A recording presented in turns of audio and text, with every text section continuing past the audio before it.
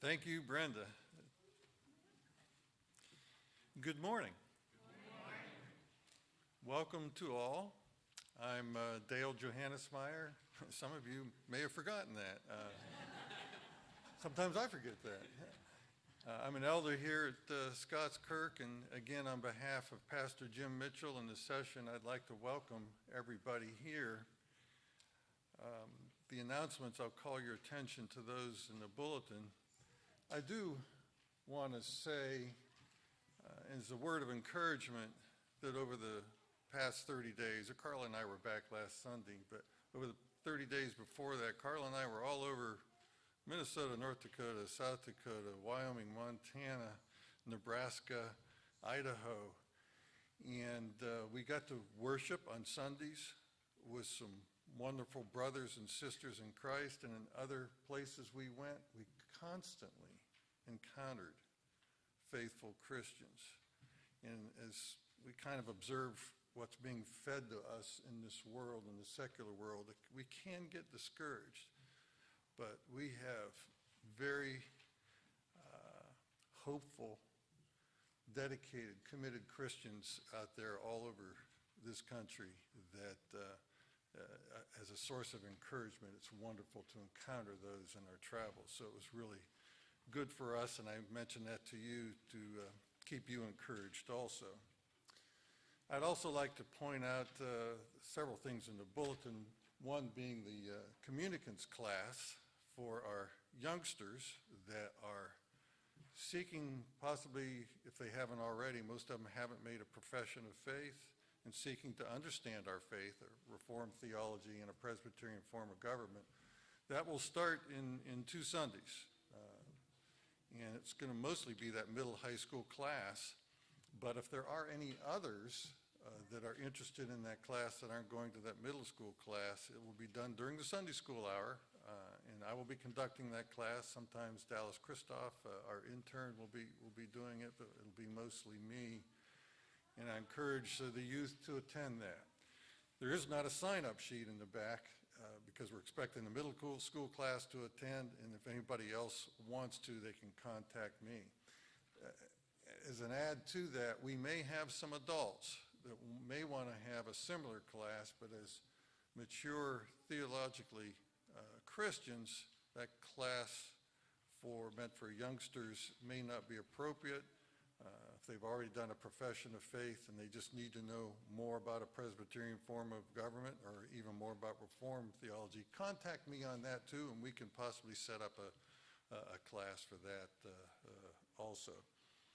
I'd also like to point out that we are having it's in the bulletin, the family meet and greet for Tristan, Amanda, and Ezra, October 16th between 4 and 7 at Joel and Elaine's house. Point that out in the bulletin to please, if you can attend, bring your family and appetizers to share during that time. And also we're having a church picnic at James Island County Park. And to give us more information on that, Raymond, if you would come up, Deacon Raymond, and pass on that information.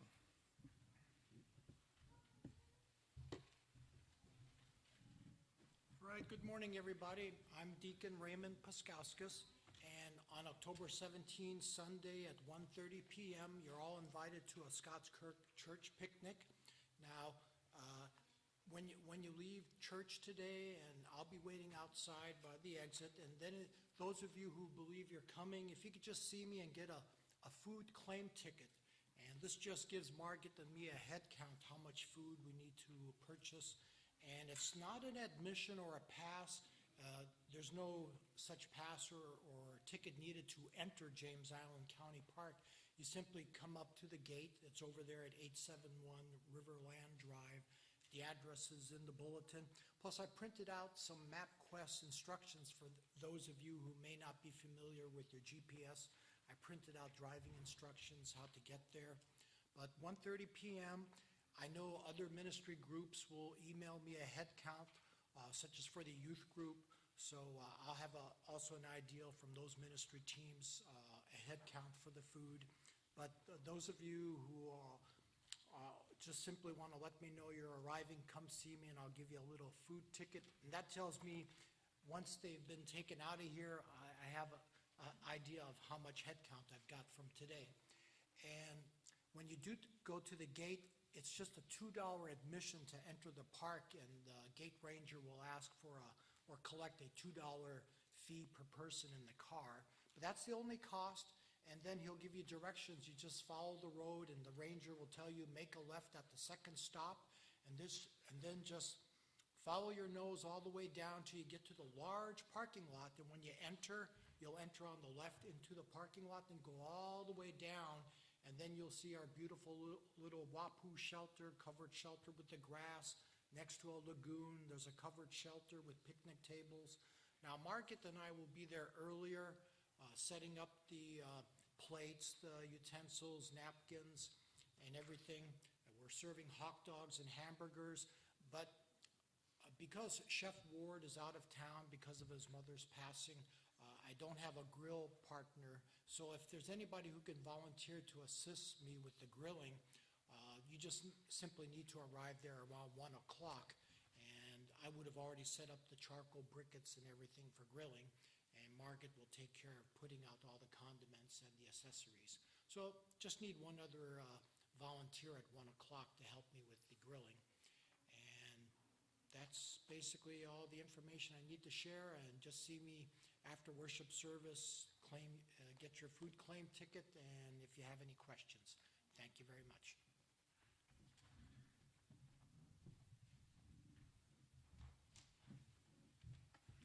Thank you, Raymond. And if somebody helps you grill, does that mean we get the choice of what we want to eat? Just thought I'd ask for somebody. Anyway, as we prepare to worship the Lord our God, we need to prepare our hearts and minds. To do that, you can refer to the scripture in your bulletin, read that, and then take a few moments to prepare yourself to worship the Lord our God.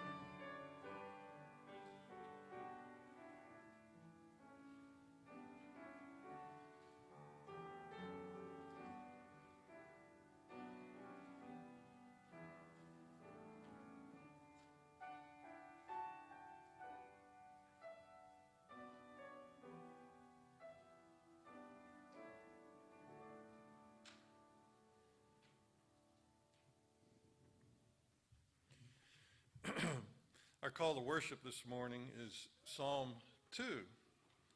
And as we begin our worship service, this psalm, penned by David, should comfort us when we become concerned in these times of chaos in the world and interference of governments and other earthly powers in our lives. These verses make it very clear who really is in charge, who really is our king, who do we put our faith in, and who wins. Hear the word of God. Why do nations rage and the peoples plot in vain? The kings of the earth set themselves, and the rulers take counsel together against the Lord and against his anointed, saying, let us burst their bonds apart and cast away their cords from us. He who sits in the heavens laughs. The Lord holds them in derision. Then he will speak to them in his wrath and terrify them in his fury, saying, as for me, I have set my king on Zion, my holy hill. I will tell of the decree. The Lord said to me, you are my son. Today I have begotten you. Ask of me, and I will make the nations your heritage and the ends of the earth your possession. You shall break them with a rod of iron and dash them in pieces like a potter's vessel. Now therefore, O kings, be wise, be warned, O rulers of the earth. Serve the Lord with fear and rejoice with trembling. Kiss the Son, lest he be angry and you perish in the way, for his wrath is quickly kindled. Blessed are all who take refuge in him. Praise God. And let us begin our worship of him by standing and singing a hymn of praise for God, hymn number 173 in the Trinity hymnal, Praise Him, Praise Him.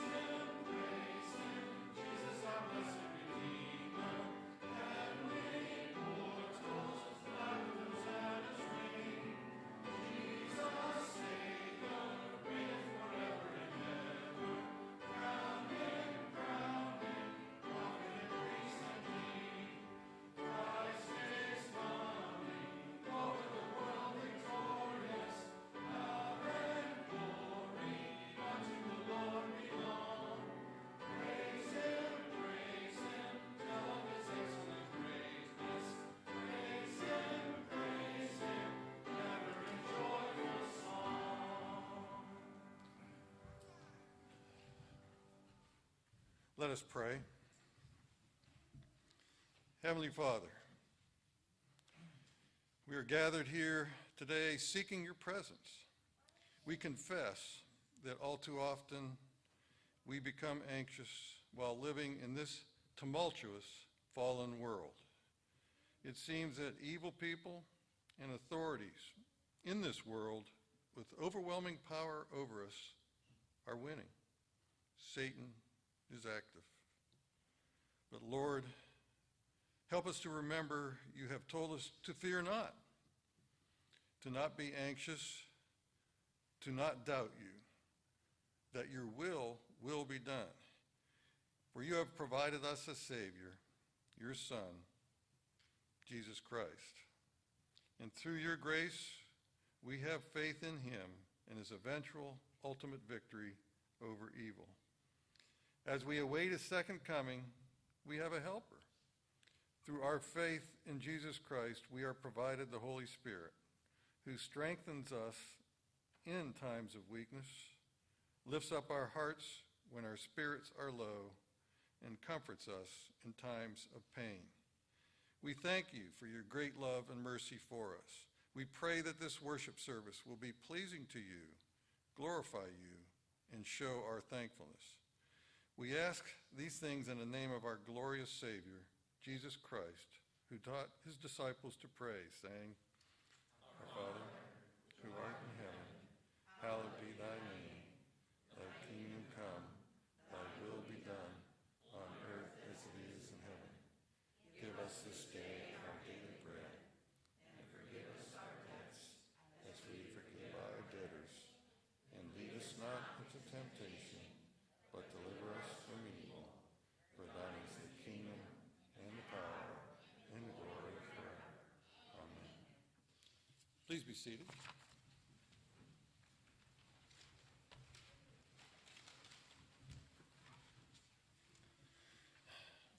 let us confess our sins together using the words printed in your bulletin.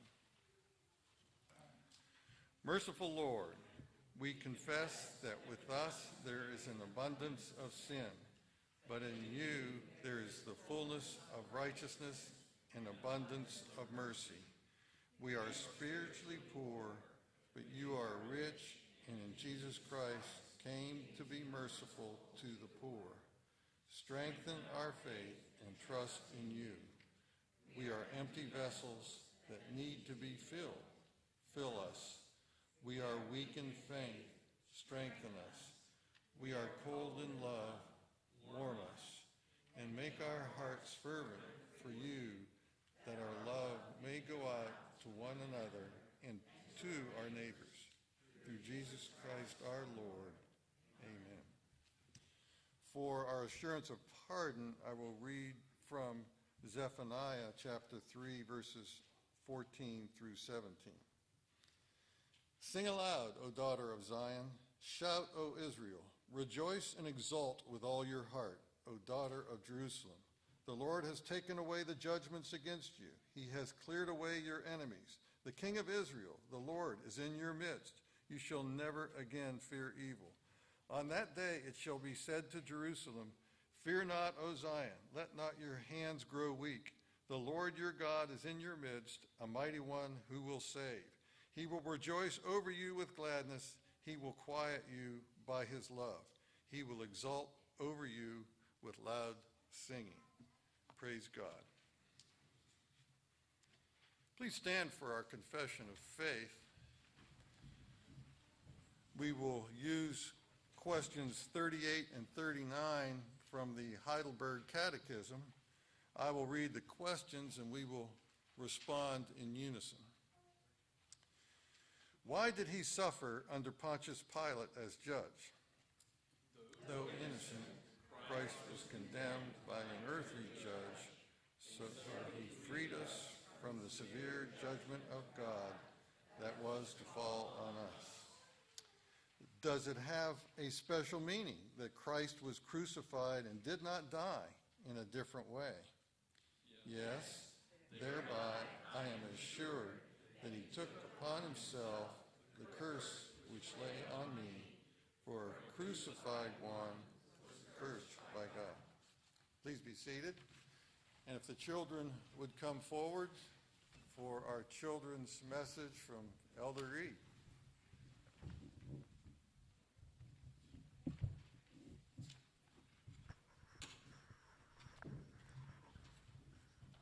Good morning. If I were to ask you to name a hero, who would you name? Do you know any heroes? Superman? Okay. Spider-Man? Yeah, these guys can do a whole lot, right? And they don't ever get hurt, do they? And also there's Batman. So these are the people we think of as heroes, right? But do you know what? The greatest hero there was Jesus. Jesus was God, and he became man and came to earth, and he taught us, but then he suffered, and he died, and he rose again. But do you know why? So that we could have everlasting life. He paid the price for our sins. He didn't sin once, but yet he paid the price for all of the sins we commit. Now, isn't that a great hero? Let's pray. Dear Heavenly Father, we do thank you that you sent your Son, that he fulfilled the plan that you had set forth before you even created anything, that he would die, that he would rise again, just so that we could spend eternity with you. Lord, we don't understand, but we are thankful that you would choose us to be yours. In Jesus' name we pray. Amen.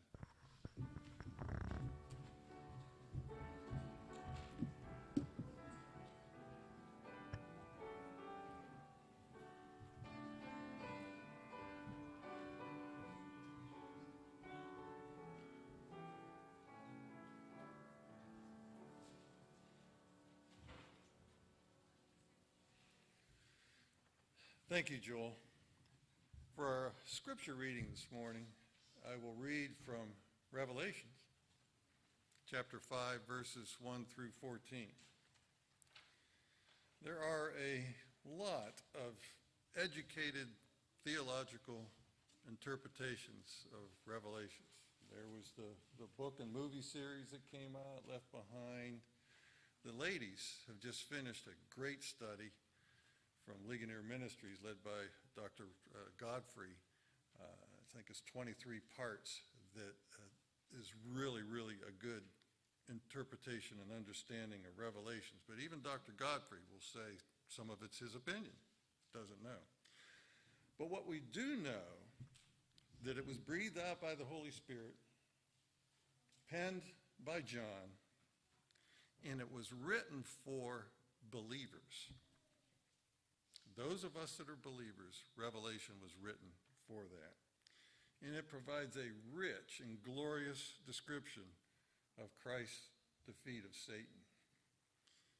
As pointed out in the ESV study Bible notes, in my Bible, we see in these verses that God's purposes of redemption and rule can only be accomplished through one who is uniquely worthy, Jesus Christ. He is both the fierce lion of the tribe of Judah, warring against God's enemies, as well as the gentle lamb that has been sacrificed to purchase his people. Hear the word of God.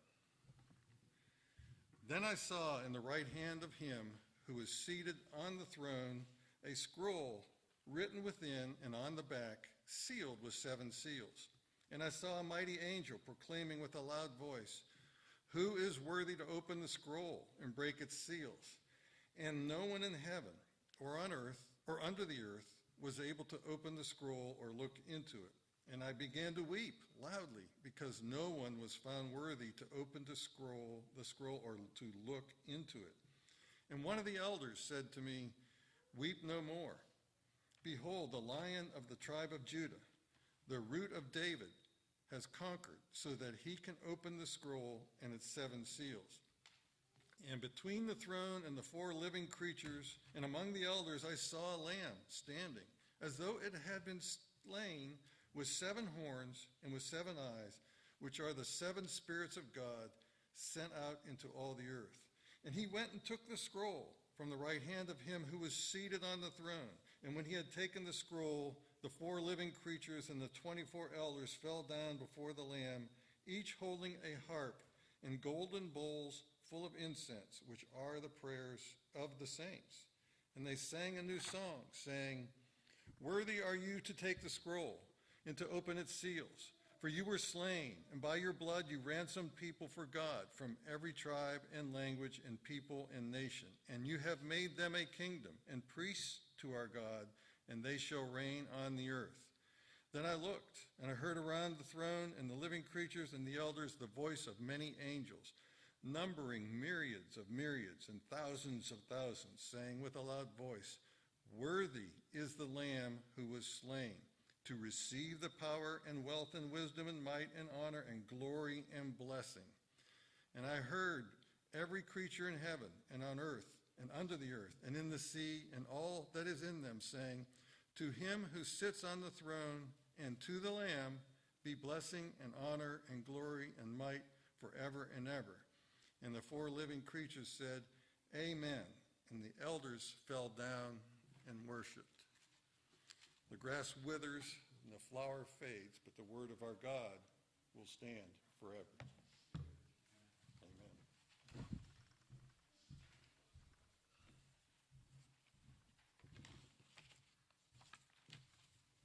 Let us pray together. The Father, Son, and Holy Spirit, all praise must be rendered to you. For you are God, and God alone. There is none like you. Your ways are higher than our ways, your thoughts higher than our thoughts. All that you do is right. You are light. You are pure. You are the one who has shown mercy and grace and love and have kept justice and will not dwell with evil. In the Christ, the Lord Jesus, the Son, you have given us salvation, a righteousness that does not come from our deeds but from his. So we approach your throne today with thanksgiving. Oh, help us, Lord, to render to you the praise you are due, because you have saved us, not based on works we have done, but based on the Lord Jesus laying down his life for us, living the life we should have lived with perfect obedience to you, Father, but also in loving his fellow man. Show us the way that we might, by your Holy Spirit, bear much fruit and live lives in accordance with the gospel. Father, I thank you for this church, for the sacrificial love that you have wrought in the hearts of Scots Kirk. May that love be multiplied and increase all the more, so that all in Summerville, our neighbors, our co-workers, might see your love manifest in our lives. Lord, we thank you for how you have brought into our midst many new members and visitors, and we thank you for each one, for the children that we have just had receive your word this morning. Oh, we thank you for these young ones, Lord, that you adopt us into your family.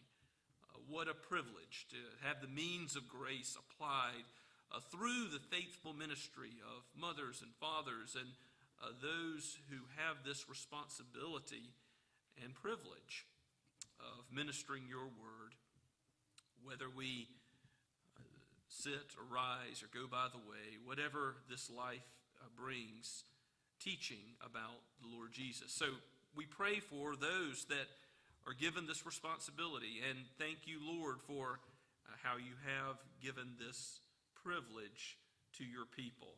Help those who minister in Sunday school and open the door for the ministry to go forward again in the local school in Knightsville Elementary, to the Good News Club being proclaimed to those students who would come. Bless the Low Country Pregnancy Center and the work that goes on there. Bless those who volunteer, and bless those who give, Lord, that the love of Christ would be manifest through the deeds of mercy, seeking to help the innocent. Lord, bless your people. Give them comfort. Cease their anxious thoughts, and let them know that you are a strong refuge and fortress, that the one who trusts in you will never be put to shame. Father, we lift up those who have moved or moving soon from this place to other locations, and Lord, you are sovereign over all of the plans of men. We lift up Tom and Joyce Garepa and Jonathan and Lydia Llewellyn, Pat Palin. Father, we lift up Kareem Barnes and pray that you would be sovereign over all the situations, the stresses of moving, and connect your people with other saints that they might be encouraged in this time. We also pray for Craig Johannesmeyer, who's had a serious bicycle accident and concussion where his memory has been severely affected. Oh, Lord, restore him and heal his body and broken bones, and give him a recollection of recent events as much as is possible, and aid his brain to heal in light of the concussion. We ask this for your name's sake, that he might be your servant in the days ahead and give you all the glory and praise as a result.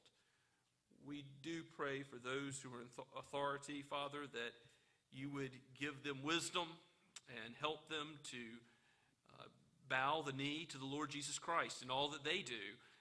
We think of those in church authority, that our presbytery meets in South Carolina this Tuesday. As they do so, may they be found faithful to do what is right in your eyes, and give us wisdom as we go about the work of the church, and ordaining and calling men to ministry, and doing other important matters in church planting. Father, enable more churches to be planted here in the low country of South Carolina, for there are many souls that lack a faithful shepherding of the truth being proclaimed. And Lord, we do want to lift up every Bible-believing church today, here in this town of Summerville and also around the world, where your gospel is preached. And thank you. And as we've heard from Elder Johannes Meyer this morning, we give you praise and thanksgiving that there are so many who have been called to the narrow way and who do proclaim the truth. And for that, we thank you. We pray for Christ Church Presbyterian in Wales and the Goodmans there, who are restarting, really, a church plant in Wales. May the gospel burn brightly in that land again. We pray for Rebecca Carson as she is on furlough. Refresh her and rejuvenate her and show her the way to go about ministry again, even as she may return to Germany, or if you have other plans for her, make that clear.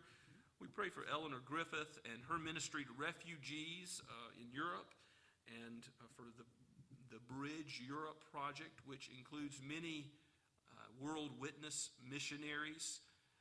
Help the gospel to be rekindled and born in the hearts for the first time for those who have heard it in places like Spain, where the Whitties have just seen someone baptized and profess faith in Christ. Oh Lord, how good it is that the angels would rejoice in heaven when after many years of sowing the word and sowing the word again, that you cause the increase, that you cause someone who is lost in darkness to come and see the light. We pray for the church in Pakistan. Thank you for all the ARP Christians there and other believers. Even though that land is so predominantly Muslim and veiled in darkness, you have seen fit to shine the light brightly and multiply disciples there. May they continue to increase and bear fruit and preach your kingdom and see your kingdom increase by the power of your word. For the blood of the great shepherd of the sheep is the one in whom we trust and the one in whom we offer these prayers. Amen. As we continue to worship this morning, let us sing together, Come Thou Fount of Every Blessing, hymn 457.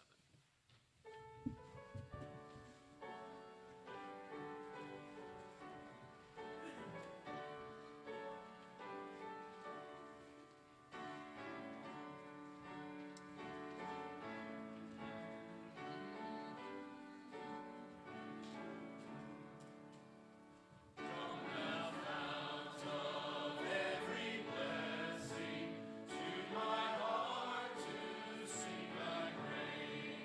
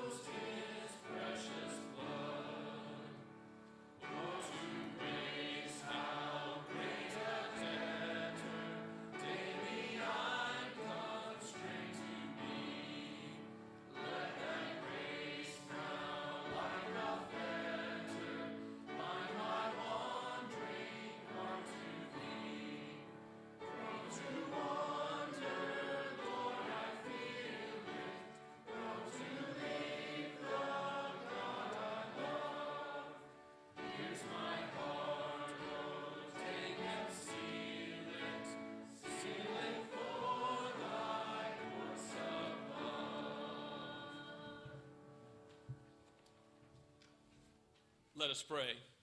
O Father, take and seal our hearts for eternal life with the Lamb who was slain, the Lord Jesus Christ.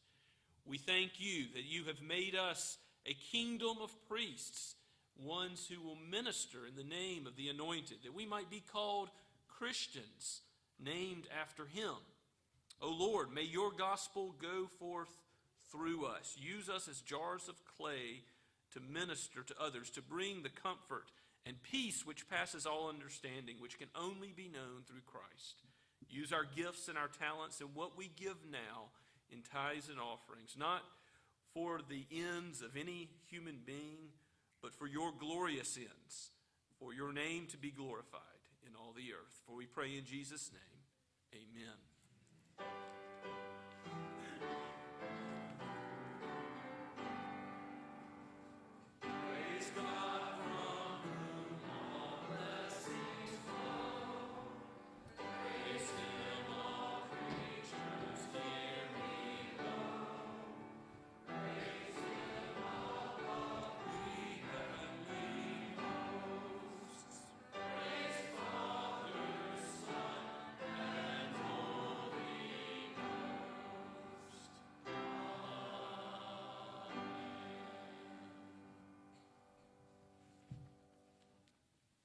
Please be seated and turn with me in your copy of God's Word to Luke chapter 9, beginning at verse 18.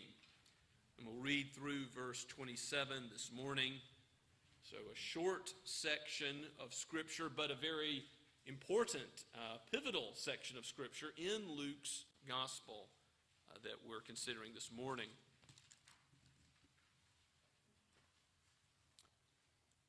Jesus has just fed the 5,000. He's been doing miracles of healing and casting out demons. And he has now come to the point where he's going to ask his disciples about his identity. There's been glaring hints and messages sent through the deeds that he's done up to this point. But now, forthrightly, explicitly, Christ is going to ask his disciples to declare who he is, what kind of disciple he is, what kind of Messiah he is. So let's hear God's word penned by Luke, beginning at verse 18, breathed out by God's Holy Spirit for us today. Now it happened that as he, that is Jesus, was praying alone, the disciples were with him, and he asked them, "Who do the crowd say that I am?" And they answered, "John the Baptist, but others say Elijah, and others that one of the prophets of old has risen." Then he said to them, "But who do you say that I am?" And Peter answered, "The Christ of God." And he strictly charged and commanded them to tell this to no one, saying, "The Son of Man must suffer many things and be rejected by the elders and chief priests and scribes and be killed, and on the third day be raised."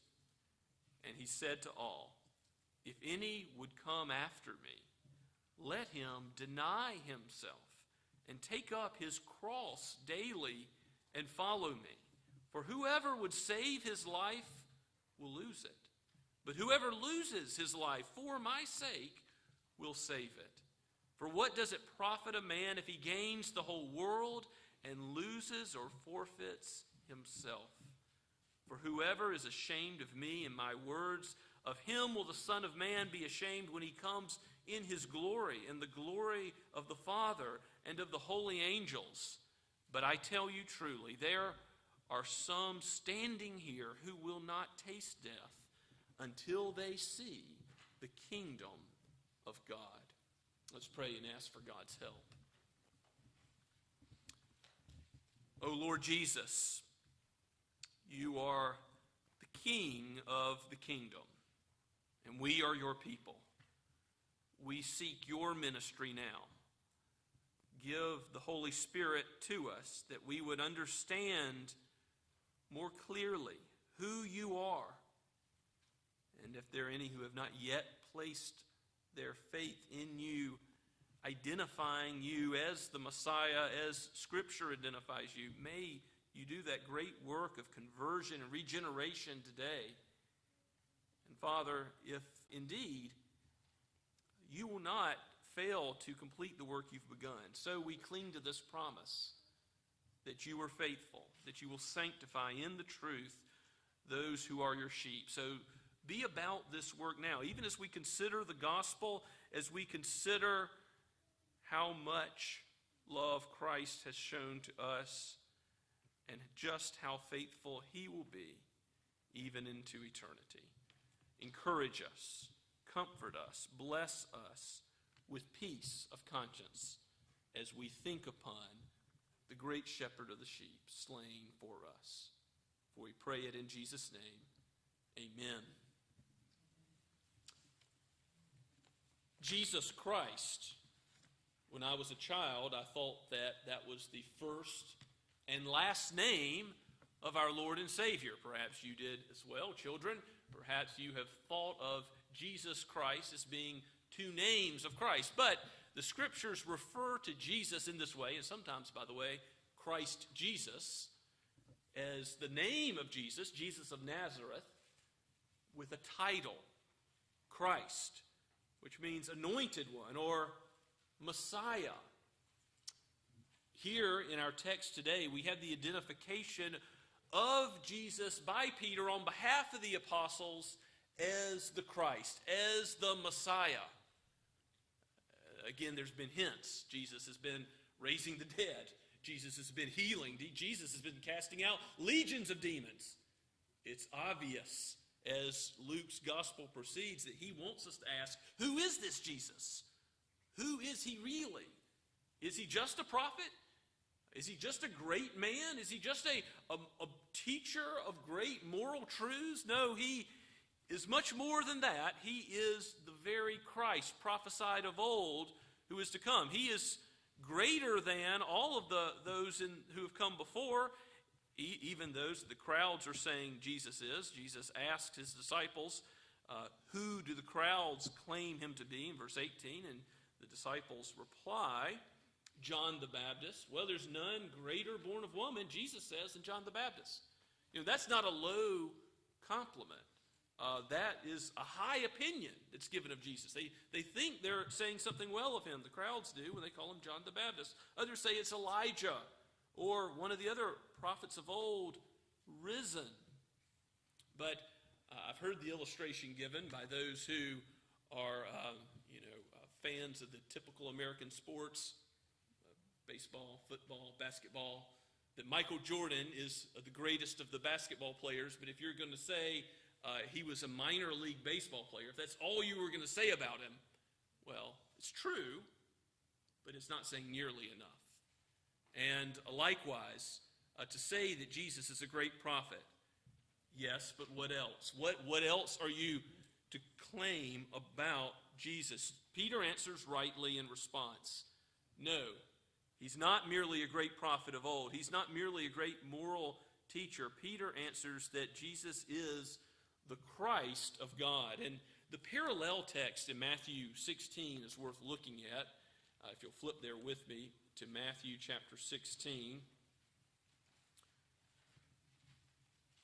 We get more detail about this great confession of Peter. And I'll start reading in verse 13.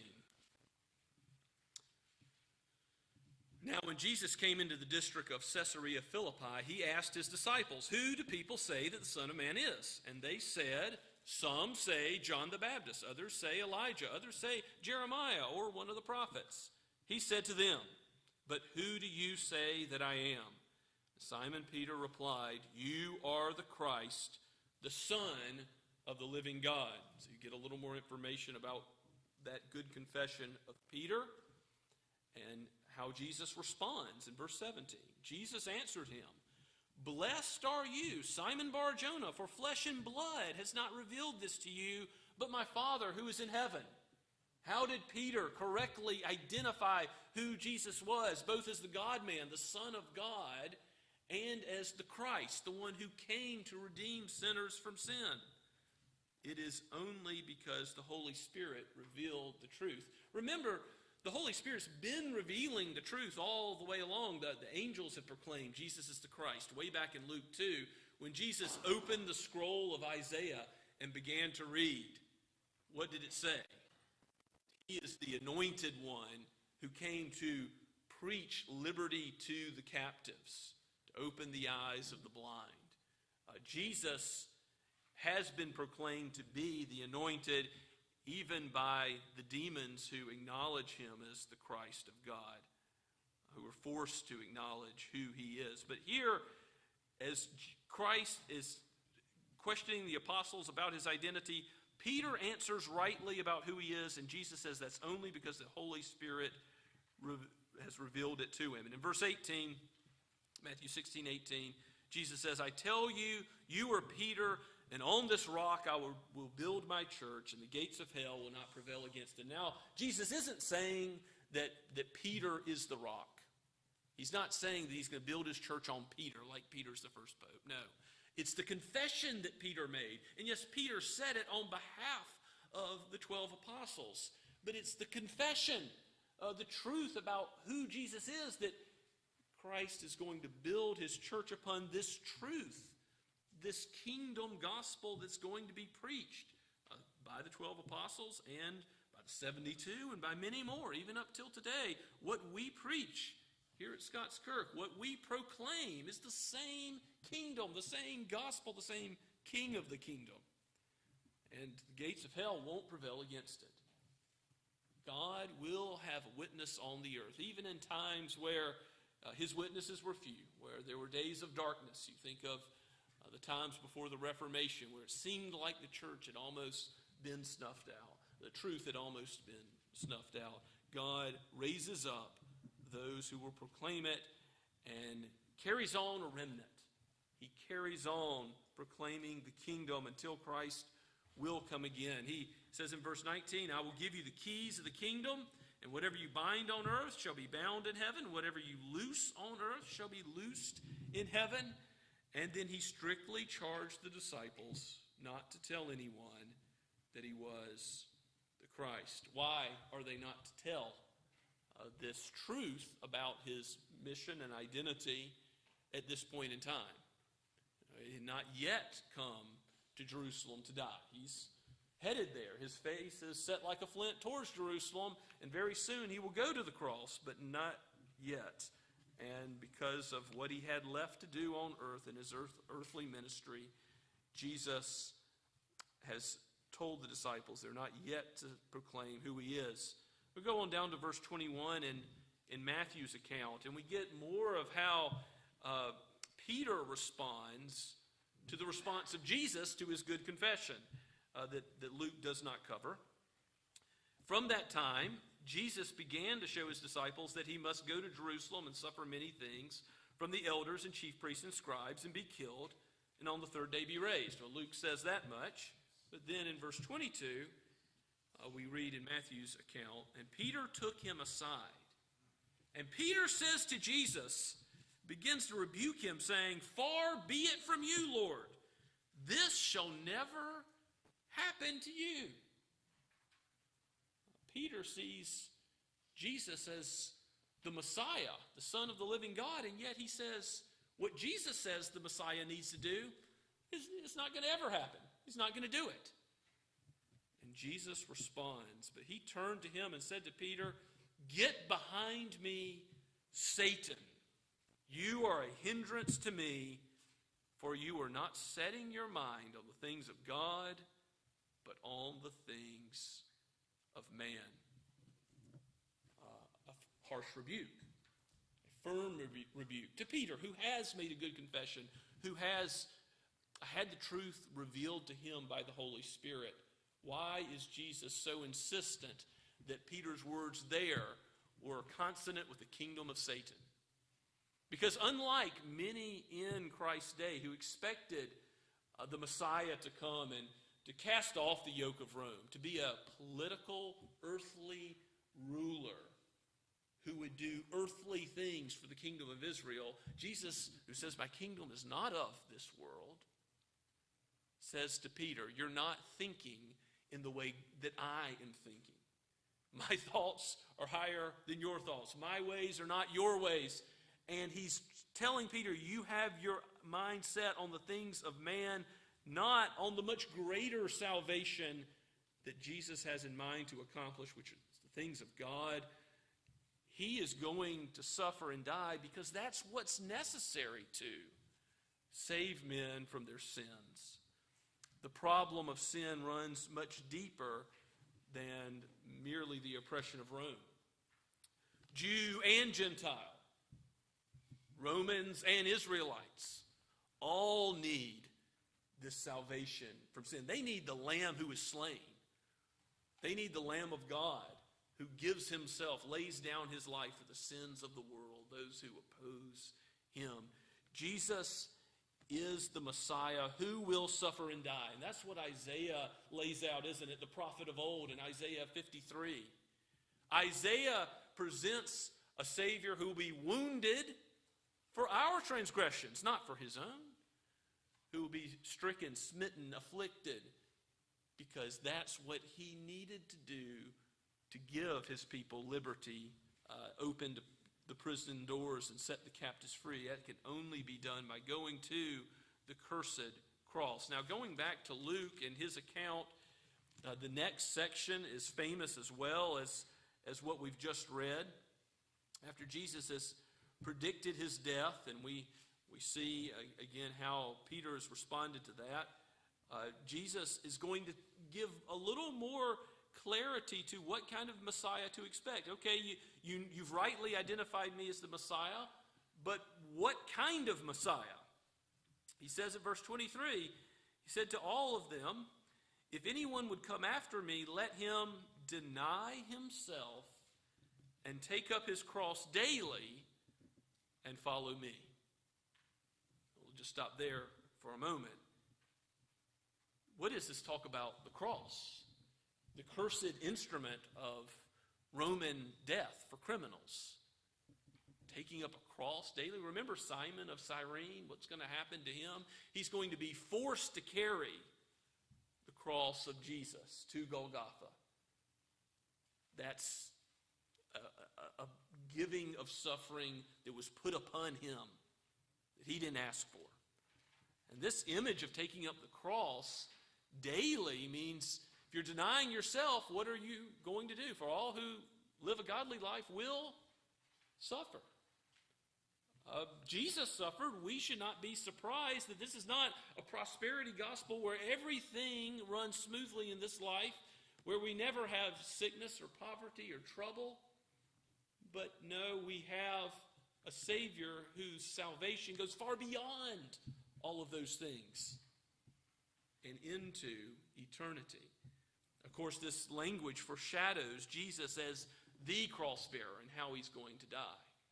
But then as Christians, as those who are in Christ, anointed into his ministry, we're expected to suffer like him. The whole Christian life is a life of self-sacrifice. Think about that. You are bought with a price. You belong to your faithful Savior, the Lord Jesus Christ, Heidelberg Catechism number 1. And because of that, you no longer live for self. Philippians chapter 2 says that you're now to seek the interests of others rather than yourself. Put their interests first. Loving God and forgiving others is part of the call that we have as Christians. And selfishness, living for our own pleasure, is not compatible with having a self-interest. It is first of all the glory of God, and secondarily a love of our neighbors. How do we get our primary interest in this life to be the glory of God, and then loving our neighbors as ourselves after that? Only if the Holy Spirit gives us that new life and inclination, because that doesn't come natural to man. What comes natural? We want to look out for ourselves. We want to benefit ourselves. So this is a countercultural idea to this day, and of course to the apostles, that we should take up our cross, deny ourselves, and live for the glory of God, live for Christ. And Jesus, fleshing this out in verse 24, says, whoever would save his life will lose it. But whoever loses his life for my sake will save it. For what does it profit a man if he gains the whole world but loses or forfeits himself? What if we had all wealth? What if we had all human fame, the opinion of men being favorable towards us? What does it matter if in this speck of time we have all this praise and then for eternity we lose our everlasting soul? That it's not a good exchange to live for self and then have the displeasure of God, to still be in our sins. But on the other hand, if we don't live for self, if we live for Christ and we're not seeking to gain for ourselves, Jesus will bequeath to us a life that goes on beyond this one forever. This everlasting life will be given for those who live for his sake. And that profit that comes from counting the cost and understanding what it means to live for Christ, yes, there is a cross bearing, a daily cross bearing when you deny yourself. When you are tempted to sin, you can't sin. You're called by the Spirit not to sin. And yet, living for self, you may feel better in the short term, but Christ has called you to a long-term way of thinking, a big picture way of thinking. I give you a quote from J.C. Ryle in the outline from his article, The Cost, which I commend to you, one of my favorite J.C. Ryle short articles in his book, Holiness. You can read it for free on the internet, the whole article, if you search for it. But The Cost is it ends like this, as Ryle has talked about the benefits of serving Christ and the cost of serving Christ. Yes, there are difficulties for the Christian in this life. There's cross-bearing in little ways and big ways. If you're willing to die for him, if you're willing to go wherever he would send you, do whatever he would call you to do, if you're willing to do those things, you're also going to be called in small ways to deny self, to love others when it's not convenient, to forgive in relationships when you really don't want to, when you really want to exact revenge. Here's what J.C. Ryle says that I think is encouraging and comforting as we think about bearing the cross for a little while longer in this life. If any reader of this message really feels he has counted the cost, and taken up the cross, I bid him persevere and press on.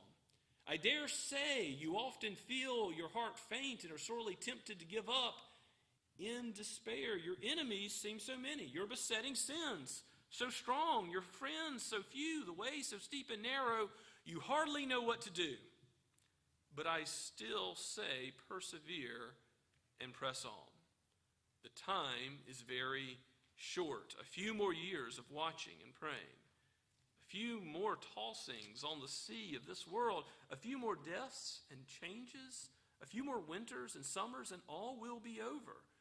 We shall have fought our last battle and shall need to fight no more. The presence and company of Christ will make amends for all we suffer here below, all the cross bearings we've had, is what he means. When we see as we have been seen and look back on the journey of life, we shall wonder at our own faintness of heart. We shall marvel that we made so much of our cross and thought so little of our crown. We shall marvel that in counting the cost, we could ever doubt on which side the balance of profit lay. Let us take courage. We are not far from home. So count the cost. But remember that when you take up your cross and follow Christ, it will pay dividends forever. Christ has given his disciples a warning in verse 26. Whoever is ashamed of me and my words, the Son of Man will be ashamed of him when he comes at the last day in glory. Glory of the Son of Man, of the Father, and of the holy angels. But he also, in addition to giving them this warning, that if they're ashamed of him, there's the implication if they are not ashamed, if they continue to bear the cross, if they continue to declare the name of Jesus, even when persecution comes, they will be vindicated because of the righteousness of Christ. And Jesus says something in verse 27 that some have found confusing. He says, "But truly I tell you, there are some standing here who won't taste death till they see the kingdom of God." What does that mean? Does that mean Christ was claiming that he was going to come back in the first century AD? Some have thought that, but I think there's good scriptural reason to understand the coming of the kingdom of God in phases. In some ways, when Jesus came to earth, the kingdom of God is there. Jesus says the kingdom of God is in your midst. To those he's speaking to, referring to himself as the king of the kingdom, when he's still doing his ministry before the cross. But I do think particularly the scriptures give us reason to think that when Jesus died, is buried, and then is raised from the dead, I mean, what happens? The kingdom comes in a powerful way. The last enemy is death, and death is defeated. And Christ, as the victor over death, proclaims that by taking the veil in the temple and tearing it in half. Access to God is now complete by his complete work, and the vindication that the resurrection shows that God has accepted his cross work. God has accepted his sacrifice on behalf of his people. The other dead are raised. There's a resurrection there. The earth quakes. There's great miracles that come alongside the resurrection of Christ.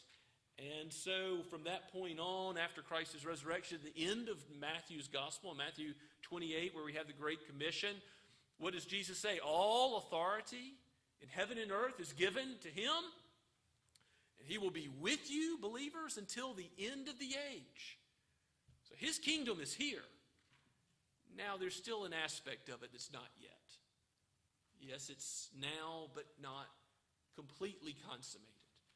His second coming and the restoration of all things, every tear being wiped away, every cross being turned into a crown. It's not yet here, but that's the very next phase. Christ's kingdom is reigning supreme. Jesus is at the right hand of the Father. He reigns with authority over heaven and earth, and so when we as his people are tempted to despair or be discouraged or be as we experience trials and persecution and suffering in this life, if we are tempted to say, oh, we should just live for today. No, Jesus is telling his disciples, don't do that trade. Don't make that deal. Live for the life that is eternal, for the Savior who will save your life to the uttermost, the one who's defeated death, the one who's given you the kingdom. Jesus reigns now and forever. Be comforted, people of God. Let's pray together.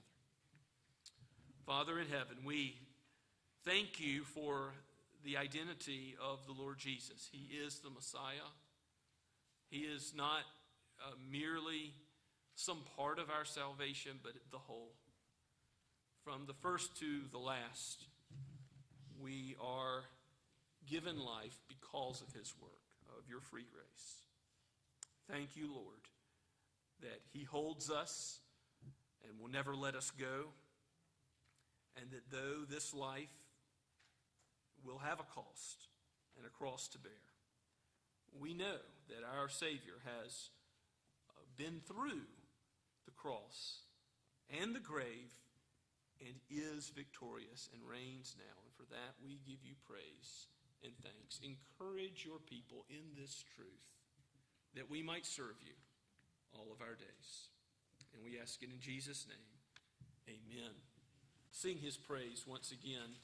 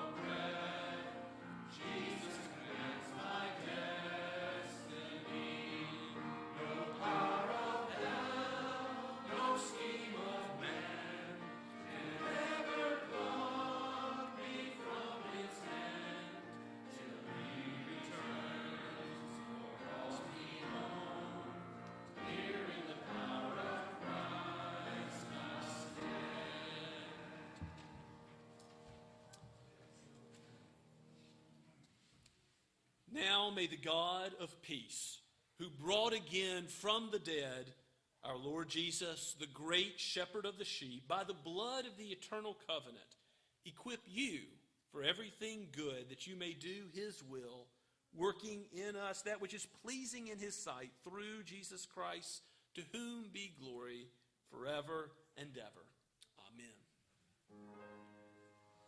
Amen.